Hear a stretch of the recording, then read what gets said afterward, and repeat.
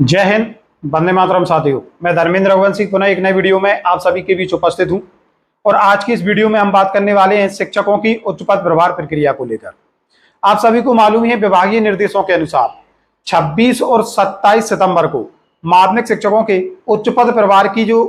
Counselling प्रक्रिया है वह संपादित की जानी थी, लेकिन कल शाम को डीपीआई ने निर्देश जारी किए पत्र के माध्यम से और स्पष्ट किया गया कि 26 तारीख को होने वाली काउंसलिंग प्रक्रिया को स्थगित किया जाता है। जैसे ही ये निर्देश प्रसारित हुए, शिक्षकों में कहीं ना कहीं असमंजस का माहौल बन गया और उन्हें कुछ समझ ही नहीं आ रहा था कि जो काउंसलिंग प्रक्रिया है वह किस कारण से स्थगित की गई है। उसके बाद जरा में ही डीपीआई ने पुनः एक नया पत्र जारी किया और उसमें ये स्पष्ट किया कि जो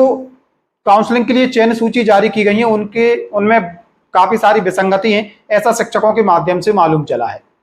तो अब पहले इनमें सुधार होगा और सुधार के लिए आज दिनांक तक का समय संबंधित शिक्षकों के लिए दिया है। ऐसे शिक्षक साथी जिन्हें लगता है कि जो पात्र थे उनसे जूनियर शिक्षकों का नाम वरिष्ठता सूची में है और उनका नाम नहीं है, तो वो संबंधित जिला शिक्षा कार्यालय में आज दिनांक 3 बजे तक अपना अभ्यावेदन दे सकते हैं और जो विसंगति वरिष्ठता सूची में है उससे अवगत करा सकते हैं। अब सवाल यही है कि विसंगतियों में सुधार कब तक होगा और माध्यमिक शिक्षकों की जो काउंसलिंग प्रक्रिया है वह कब चालू होगी। साथ ही साथ एक लगातार प्रश्न शिक्षकों का आ रहा है कि विसंगति यदि सूचियों में है और किन्हीं शिक्षक साथियों का नाम जुड़ता है तो क्या किन्हीं शिक्षक का नाम इस सूची में से हटेगा? जो वर्तमान में सूची में नाम प्रदर्शित हो रहे हैं, क्या इनमें से किन्हीं शिक्षकों का नाम हट सकता है या केवल नाम जोड़े ही जाएंगे? तो हम आपको बता दें, जैसे कि विभाग ने पदों के आधार पर काउंसलिंग सूची जारी की है, तो बहुत अधिक संभावना तो यही है, जैसे मान लीजिए अभी किसी संवर्ग में, जैसे माध्यमिक शिक्षक गणित का हम ले लें, गणित में कोई ऐसे शिक्षक साथी हैं जिनसे जूनियर का नाम उनके जिले में है और उनका नाम नहीं है जबकि वह पात्र थे।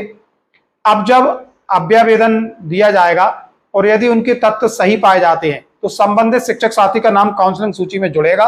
और उनसे नीचे जो शिक्षक साथी थे जूनियर, उनका नाम हट सकता है। जी हाँ साथियों, इसकी पूरी संभावना है कि संबंधित जूनियर शिक्षक साथी का नाम काउंसलिंग प्रक्रिया से हट सकता है। ये केवल एक संभावना मात्र है, जरूरी नहीं कि हटे, लेकिन बहुत अधिक संभावना है कि उनका नाम हटेगा, क्योंकि जो पद निर्धारित किए गए हैं केवल उतने ही पदों पर काउंसलिंग की जानी है। तो ऐसे में बहुत अधिक शिक्षक साथियों को निराशा भी हाथ लगेगी, लेकिन ऐसे शिक्षक साथी जो वरिष्ठ थे और वरिष्ठता के आधार पर उनका चयन काउंसलिंग सूची में नहीं हुआ था, तो उन्हें कहीं ना कहीं एक राहत प्रदान करने वाला भी है कि अब काउंसलिंग सूची में भाई अपना नाम जुड़वा पाएंगे। कुछ ऐसी शिकायतें भी मिली थी कि ऐसे शिक्षक साथी जिनकी पदोन्नति 2010 या 12 में हुई है, पुनः इनका नाम प्रमोशन के लिए आ गया है प्रथम नियुक्ति दिनांक के आधार पर। तो इस विषय को भी संज्ञान में लिया जाएगा और ऐसे किन्हीं शिक्षकों का नाम यदि दिख रहा है